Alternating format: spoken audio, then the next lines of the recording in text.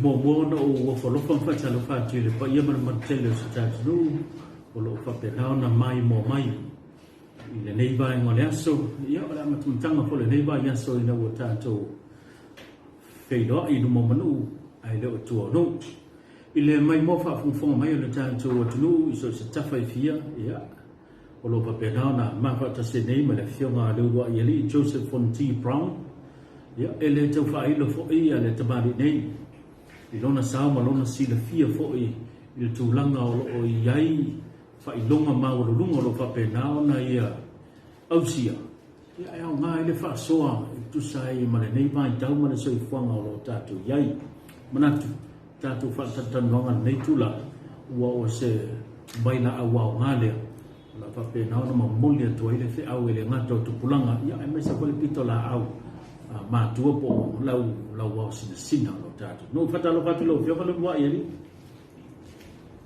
fata lo fatu le ai maulunga le su le pule ka me se ma ve ese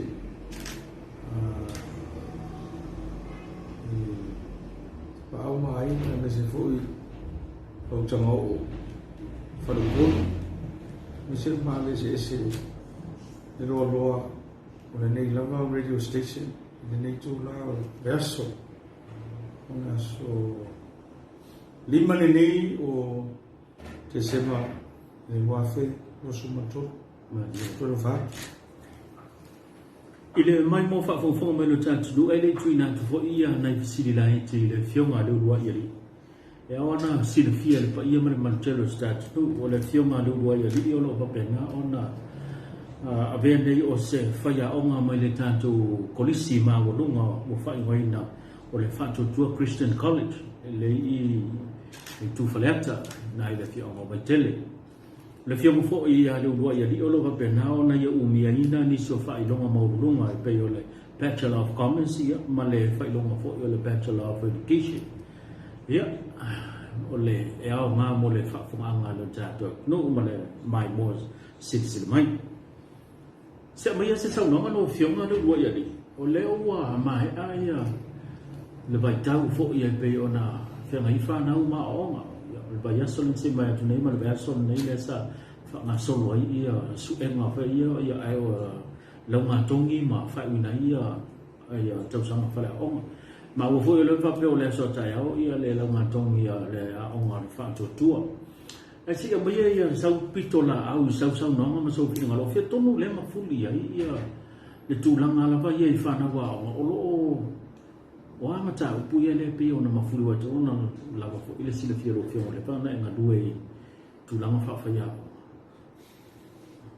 o wale te mile ni o le ai una i mai le mtanga luenga wa o fana wina ia nga ie su e ia mta upu fa matematika numero fa pio le lapa ia tamaiti fa iona fele anga i mo so engala mo ta pune matematika ai mai se tulanga fa se misi ai le ona mai so fina ngalo fele tulanga le ai to tonu lava ia o le o mana ne fa tu ai mai se ni skolisi lo matena si le fele o fio fele tulanga le mafudi ai le anga i fa na wa ta upu ia lo fio after you see commerce, economics and accounting, dealing with business management, commerce, art, English, Masamon, Manisum Taupu, the geography, history lo lang, geography lo lang. So na lutel pe o history o sa mo te mi a o pure sia mangi se o exception mangi o me ko vanga no singa se o un ka ko independence o le tulanga science o chemistry pe o fa se male human biology physics e o fa kasi male o physics o le maths la le legal maths, I'm finding there's also a math specialization. I had a doctor, civil engineer, mechanical engineering, architect, the qualified architect, and you would become a physician. You can write. In physics, you have both, lucky, either architect or civil engineer. But all depend on every category and formula of the maths. If parents in the PTA, parents, teachers and college and association, it is a must be encouraged the multiplication from multiplication 2 up to 12, so that they can be able just to understand about ongala o mea or algebra, x times y or x plus y. If I may assume poala, ia numbers ele variables mai, ia ale le ia la no mela. Ina fainga vera o ma doctor, peke architect, peke civil engineer.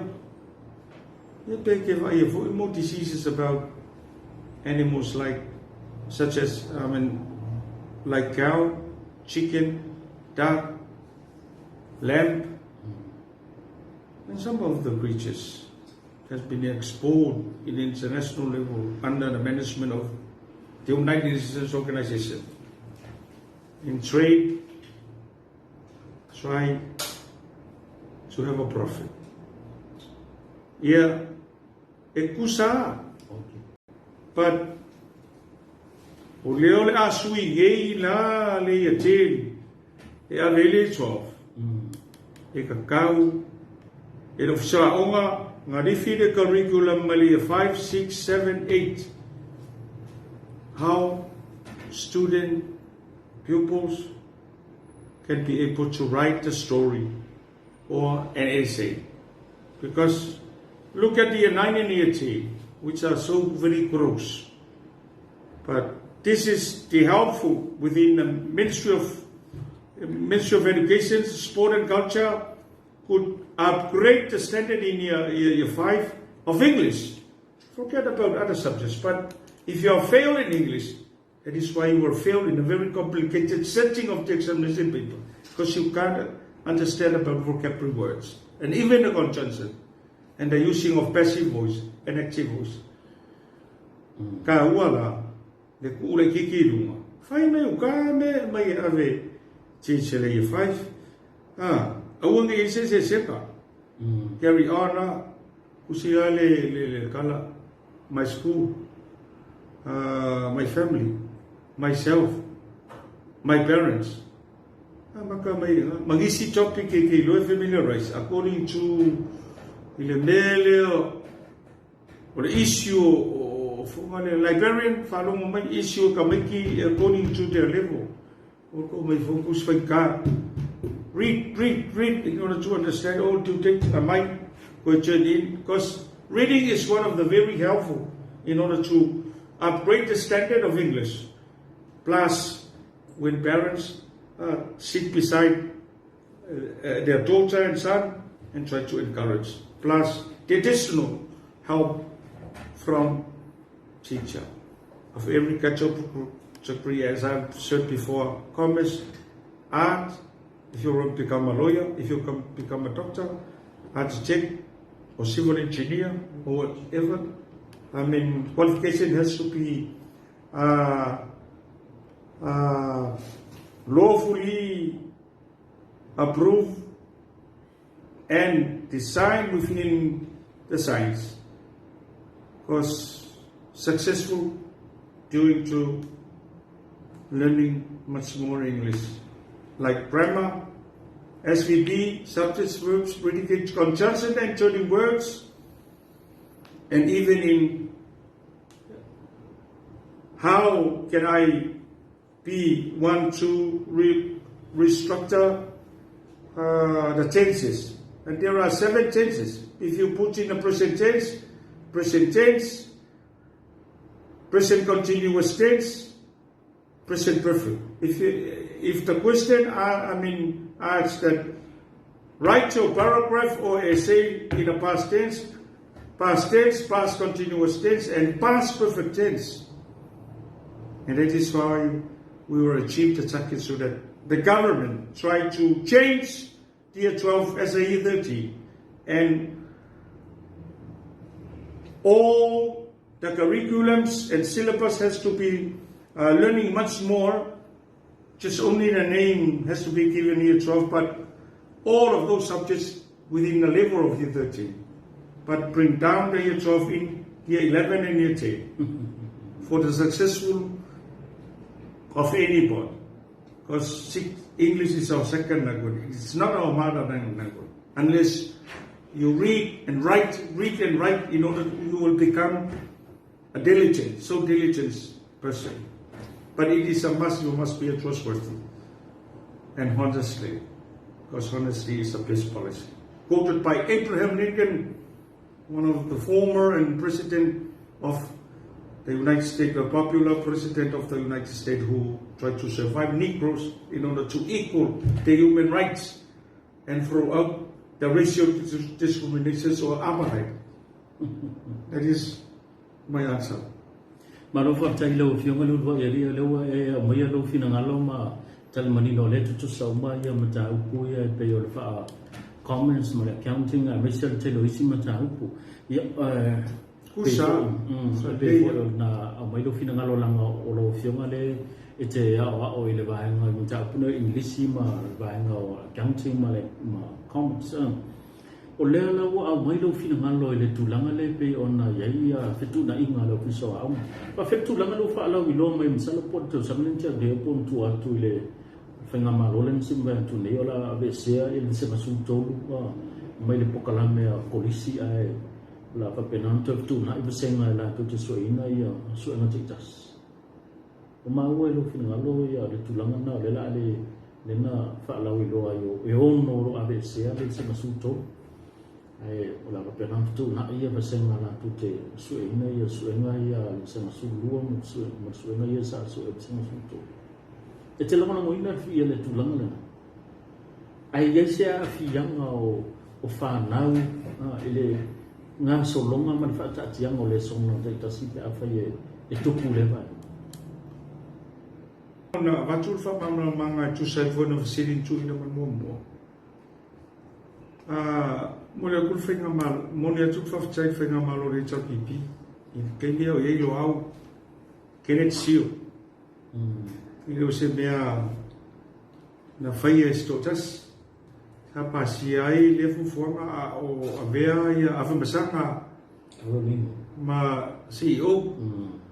Ia o le afo la mul cha ia le minsta o lo ia ne mo ia o ese o le fast le wei a wala to mul cha ia le mesa ia la no tanto nunga pe o folinga mai o tonto sanga talu na fa tai tai le suenga le le ti ia tonu lo nunga o lo tonu sa un ni wi sa sa lo o tau no na mai feki mena fa toi ai ale suia if the Ministry of Education hasn't tried to upgrade the standard of structures of English, like tenses. In year 5, 6, 7, 8, it hasn't been achieved. There is no improvement whatsoever.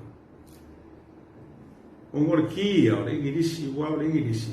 Kasi fa ka ur ka miki ya ro pe ya le no umi ku ngofo fa me ya fa a kursul fiku o está aqui é fa ko fa pasia fa tene ya ko fo i mai ur kai ungala wala nga stroko ka me ki o fa si mo ru ma ri yo ire ka u me fa ya o sa fa ya me nga ku a ni mo fa mo i so fa ya o nga le session le tutorial ai ka u mo fale ya ko le po kala ye le a ka me ki al fa ya o mai ngala ko na nga ka u ye ngo ko restructuring English 5 6 7 8 o fa ku le e ko mo fole mo skeri te Ale kalau vai café pulu vai se o monga le wala ngai ke le fa pe a koki o a koku per fa so foi lo mo wa voia o esa ko su e fa ngai no tisi sa poi mo te sa keo I was swimming on the sea. I am swimming in the river pool. E se pouco e que para ngale tua anga o iloe se o veske me la ya leira ki go ai sa wala sa wala nga pa ia fa pouco e o le encyclopedia va ala ngo me far ki mo in a physical realm, not a spiritual realm. Ai ala so ka ko ko langi mano le fa va le fa kali me le ko isla e le nga fili o ka ko ko fa ia sa o ko me so ia fa ri nge me o mai lo me MPA o a PhD o mai le ko runga fa mo ka ko o per me ngai e le ia ka ko la ve au ka ko fai per nga kai fal o lo ka ko lunga per nga so fo me mo ia ka gos te ko ka sila sili ba nga le on ka se do le i lo wala nga lo fionga le te Faiaoga i mata pul nei o le accounting ma le mo commerce economic o le lo fina i se fautua nga e te fia fautua ina ia whanau o le tunu ula e whaafonga mai a ma i e whaatino ia le e a onga ma o tau ina ia mata utu ia mō le atina ina o a inga me se le tomai mō le anga i dumo le tunu atina ina o toma o a inga le tunu la lo fina po le a e so longa le te mina i whanau a onga pe te fautua ina ia po lo fina halo fo i sau tilo ma sau mai tau e awa ona a o tau ina ia whanau i tau pule ma le tina ina o toma o a inga Faatuatua City e le leile lo ia wa oina o kai ka fakolu ia kau whaikoa mai e avea ma Supreme Charge a fair magistrate esa district court o leu district court o magistrate ia so ia ia mga mia doctor a wai le fa pe kau ke mama due to the consumptions of not usefully now, but that is why we're setting the nutritions according to the balanced diet. Much more fruits, vitamins and proteins, try to cut down the dripping oil. We are lucky about the Western oil, but it smells. And because what I really mean, really, oil na ka ko ko oil foi aming scarfan mai. Oil nga Tony Chen.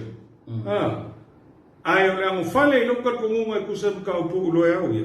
Ele mfenga pero le UNDP, pero ADB, por World Bank, por IMF, por OPEC. Que me la ko calculate nga ile conversions o le rate. Ka fai establish IF for C for gadgets, I for insurance and F for free. Ang iba kemi o me o kele ba ko le ni documents nga le ko me o mai me exchanging level mai lang afraid to come ka mai afraid le si afraid to come ofie but the problem is ai for le me nga ka ko ke ask the United Nations me ko free trade ele ki bingela le ngi ya ka ko we are depending on the agriculture crops but we are very lucky of kai vole chabipi straws wenoka ile ko aveka ko lo exporting va e certify me e usila po straws or scientific research of Samoa avela ko lo va inga ia le economical growth malesi me ora nga fo yo lo ka mikil GDP gross domestic product nele ele alo lo ko i kanga ka lo ko fa ka ona pa ko au ka o yo la ko un fa nga wai leave us alone we withdraw the money from the World Bank, either World Bank or Asian Development Bank. Mo follow ka me kisela due to the severely and dangerous coronavirus yo circulator ku pesau yo alo economical growth ole mela o ia ole gross domestic products alo lunga it's growing compare ngai o moile aulo la pamemea o le fonga no siliva mana mingi pai por fosfake renga me ro ke funga uno okako got some props. This is a very important look at it because Ross is there certified our overseas products. I mean, try to ship out and make in a very sweetest a number of ingredients with the approval of my farmer. What they say, my boy, I could learn Calva or more than other animal chips, Uluma chips parana. But being a kid ever going, Calule, who more cow, who am massive and come over.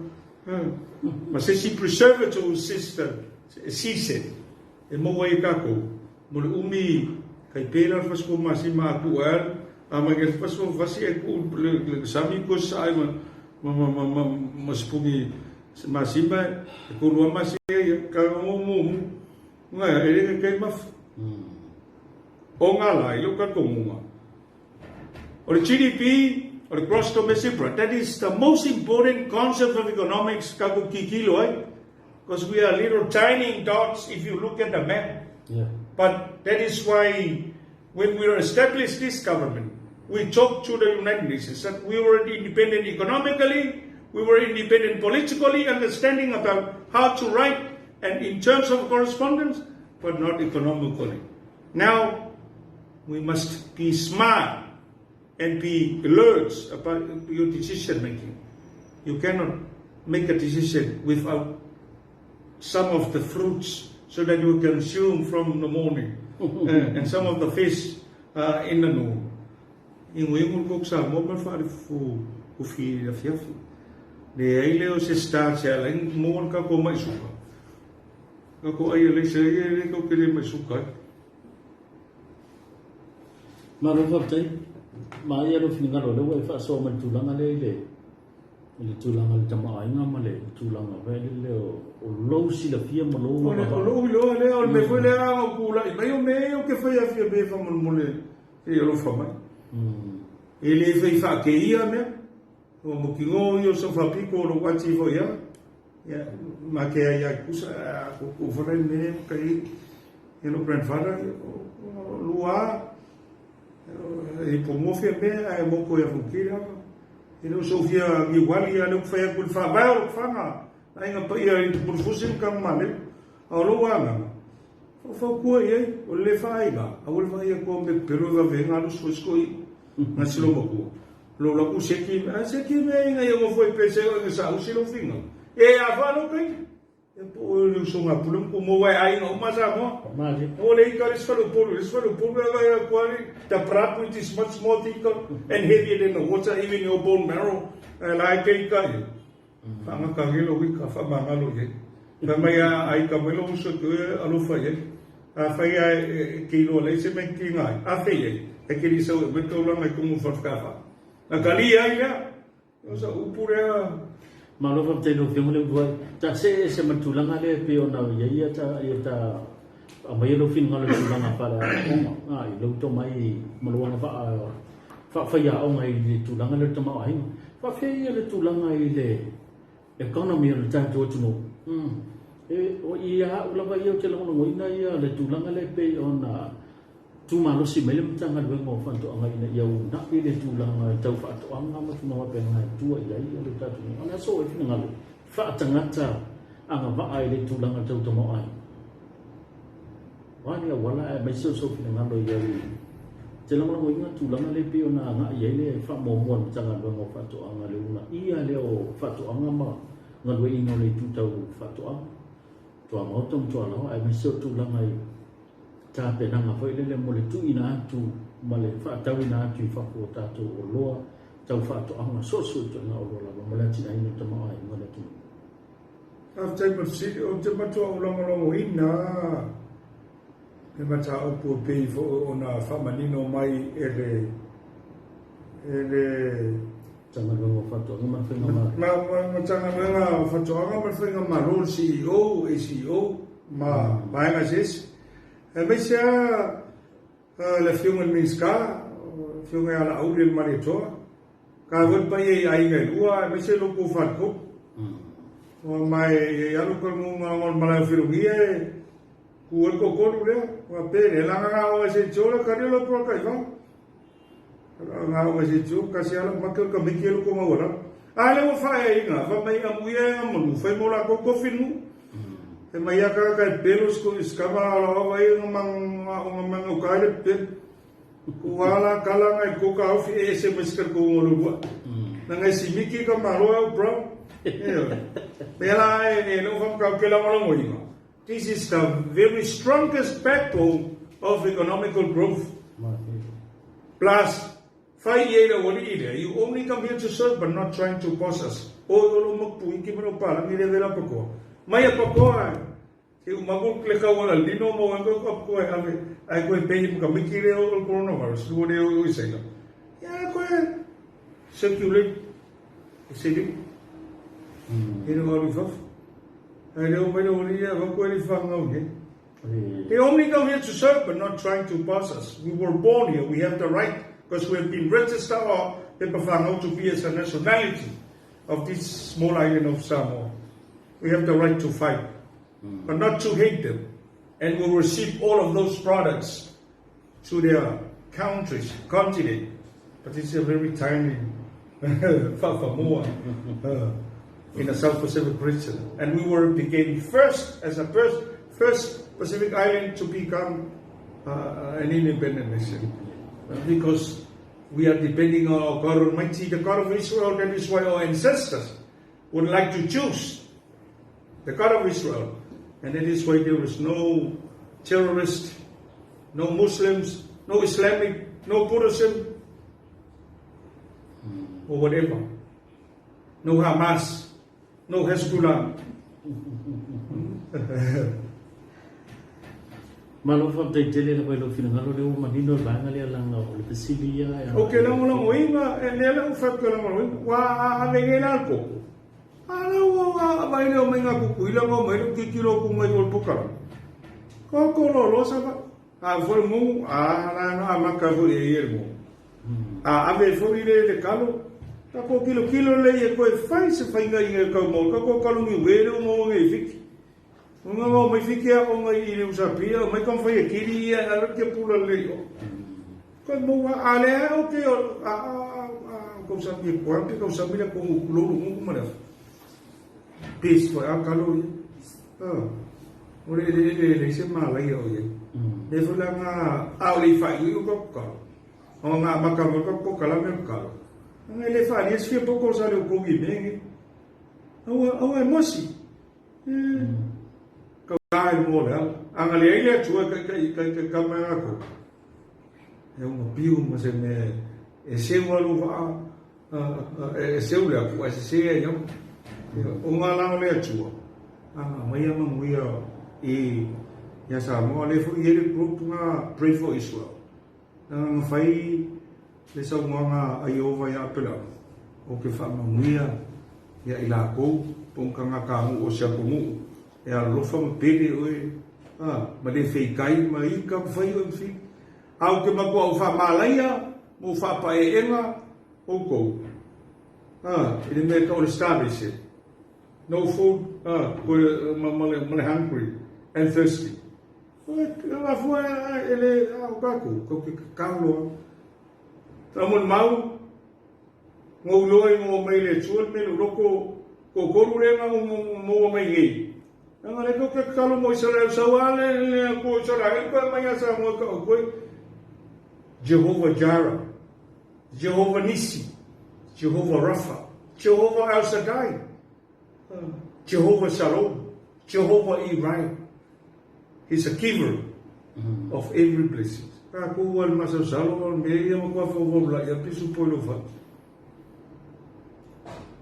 Never try to fail to find the reality of our God Almighty, willing and His wish. Be united and be comfortable. Be alert. Levele wa ali uma pokalame. Quero fia no Facebook ye. Prum. Na oe le parme. Kalau kan fai que o wanu par menga ala fai que o se o se o lo que far fomo le fai no mai la fa no mo ka Nera ka olele kau ka ile ia malu pa mengi upo fai ia ala foka ku lepe okay ala foka ia fieme ai ka usulu mu ai ka kaile mala mai se dia man fa va ole apa man mi ngau kau e upo fai lu mo fa msi ai le ia vai lu mai ke manga anga o pure le ola pure va mo polo ka mo fa o ku e o ko lo ke ka mal ku por pis cause chaos confusions and every oppressive talk. That's come up in fact. You have a currency case. But no one go. The Vacapuia, Marva, Mufuai, Oainga. Oleava Faka Sokuri Masoko.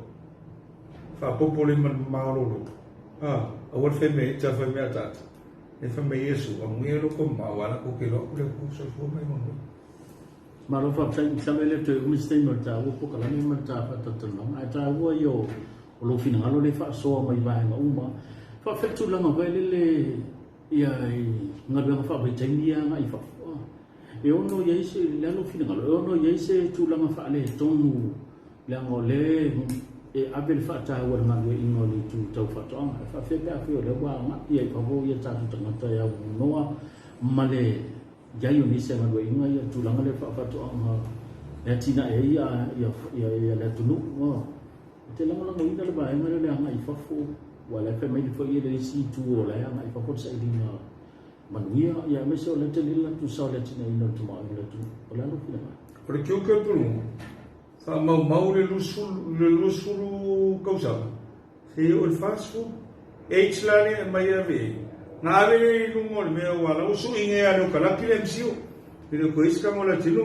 wa usu inga ave de que kilo ave la fai ne pe ave kwa kai o inge e no an mesa alo wale fio ko pro que le ko pe o wala me o mai pala o ko e ka mara vale ko ko ala que kilo mo inge alo wa fase no fe na Kakalung le lava ki ngai ko ya ele se kupe ko plus il se soami mer malo e vidi e aver poco e scola che io per fare qualcosa le mo pinga ki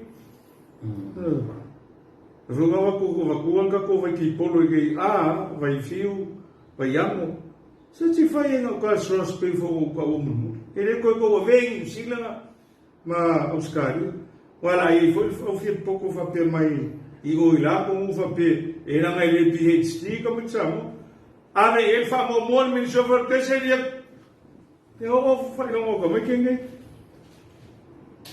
o yu aida po se swami mai iskosipi fa o we ko me ki ma Bachelor of Science and Bachelor of Commerce pe fuai se me o lai mo wai ku pe o lo ko e ave ka me man fai mai o ele topta ai no aso ngai nga pa ye le se topta si dia ku no le nga pa ye lo ka ku ele fani la kala eu fa pe o so foi ele você como mas sabe como que o so suena ngai ya se pouco le se va ya la nga se avo o so o ye fa eu fica pe eu ia ku ka mo que o que professor nga lo so fingo vai ga o pungene tu ala ngelo sama popo eu le tu ftalai ka kana tu lo como lo sa le lo que eu foi ka elo ia moi a fa be ia me feli ele foi vinha lá o ia fazer o como o que o mo fa ka morir a fo eu fui que porque o cai o favor o thing what he's a God of everything. He gives us all blessings because Neleio Kakukaku Letu. A faia falou mai privora, le mengo fa como inga fa ole que suka si. We will pray for you so father. Vai ser o maior. Deixa eu por ser foi bom. Olha lá, moço, você foi com a faia vai por lugar. É uma porque ngai. E vamos moi le tu ele que eu fa. Então lá quando pule mo ia ingeno oli inga ngai ne ka kamali e ko la Ang kau mafaya aku ia makau ku ia sobrang nga vai isip nga vai ngofi. Eu ngofi fa fonga nga la ku. Wa aku kele lunga e kono ko sangali mama maka kalbelo ka ke kala moai ko lo so o lo fa makoi kumo wa fo purenga. E masih ngai ka fa ka wa. Lo nga pepe lo ai la ngen makan. O fa la le ni vulu e fa vulu. O nga o skanga o le tua la ingo ka fa sa na yo pege. Ia mai ia pala e uma foi o pala ku le ava man minga o ka wa ni pula res. Ka ku lo ku le ko. Marova te tele la ke lo wa mai ia va nga o fi si wai man fo te mi ono ke le ku ko o lo fiong rita pe na ale polisi mo ta o la o sili muli ya ia mai so fina nga lo mai ai ale nei vai tau la ngo lo wa nga ia tu le pulo o o le Faiaoga televisio la nga tong isa mo mawina e malingi lo mato o matua ono o tulanga pele le sa fita tunga te tanga to fina vino o Faatuatua le aso o fina ngalo e toi la pata ntoi ti matai e lu ia fana o le tau la o fa mo le tau sang wa te ngona ko e ko tulang pa pena I fana o polisi pole la mo e yai ale ase fe au e ta wala mai la o fionga e lu I tau ina ai fana o le tau la o fa mo me se tulanga I matua wa ni no ai ia na mona pa ia fa sa matua no wa le tau le mena mana o tahi me fa na ia o la so fina to yo so lai ka penanga na fa na o ia to so e pele la mai ia to tulunga inga ngai kaulu pua mala fo mai fa ia ia o ka kongoa o misi ma koe e ku fau in pia ka ma pinko e fai ka miki loku e ni me a moi al homo ke a ke u ka ko kai koe mai fas o vinga ka o le lango na sua a makua o sai fe tiko se ule wi ke nei ka ma koe vai ka na ve tiko e mo o se fa mo te mo forfa mai mo ko no mai na ka le na o ya ku po ne ke le olinga chango aku sa mo victim support ka wele faka mala ke le ko ia la le ma ko uma le o fia makangi ia isa wa kala mai le ma ko uma but if you are trying to do a research aga ko mo le sa ol me lo fe ko ai ia ke we le ia ska mo ki ke le po le poco e pe ko si le poco e mama pe anga ka mama ke nga ma ia o anga vai mamar fel e aí se wingo e male melhor o fokuanga e magua foi e como ya ka ko nga le fa ko e se nga pouco é o mo só pouco lo le yava lo le va ka puia ta ko ka inga ka u e ka anchim ka e ya ke me sa wi ko chuman what? Ai o lo vai que. Ano lo e fera ko ko ka ko pa fango. Si eu lo lo. O makai do família de aí. O viu que ele não tem. Caro mo kai do ko su no sa. O faia um foi ko. A voice se uma ko de mo lo que nga o de mo. Mo foi. Ela makanga ni mai ai. É um homem se vê desse. Mas vamos querer. A penalha ngai e marcou foi coi e farau a ol foi fel ol solia foi fel a ol foi flui com quem é coi o mai com além além com o leo foi com mai mamoi o aí leo mamoi sa capo como com quem a mai le camala usou o foi fel o la filha o usou fel mas eu tira com fama era em por vez eu vou mangingo mai Felice Micaele o curima moi figa na ko fale moi ai lo la en tu fasa ma ko le mo ma moi ai no ma moi o ngala mele o le a kapena I ku uma ma pena o mo lo fai tu choro sa ske ni ngala ku po lua ko fa na ba kama mo e pe o waya ele o mai mangi pregnant or whatsoever e ro vo e ke ngera na fe fro fa o ke o ngi ko ia ni mera no an wala ia o ke le ngi ke ki o skosi o fa ka vale fa a paisia a voisa education is the most important key to success in terms of financial terms. Cash flow in and expenses pay out. La vala sa upo kaula ulu pele kaukamani. Malu awai fale sofinga nga. Vesir vamo fonga kama ainga malako kama lusonga pulem kumoy ko mara kawa ainga kaimar mamuki. Ile akoa kupel fafao isa ufo fam kalama. Ao kanga ki avo I akau ki anga nga kai salafa. Ile ya. Ao lea lava so ko fa foma. O lo komu fai I se fa o bunga e fa fai ngofi. E fa fai o ngofi fea. Ila o ko fa foma. Mala ko si sile kau.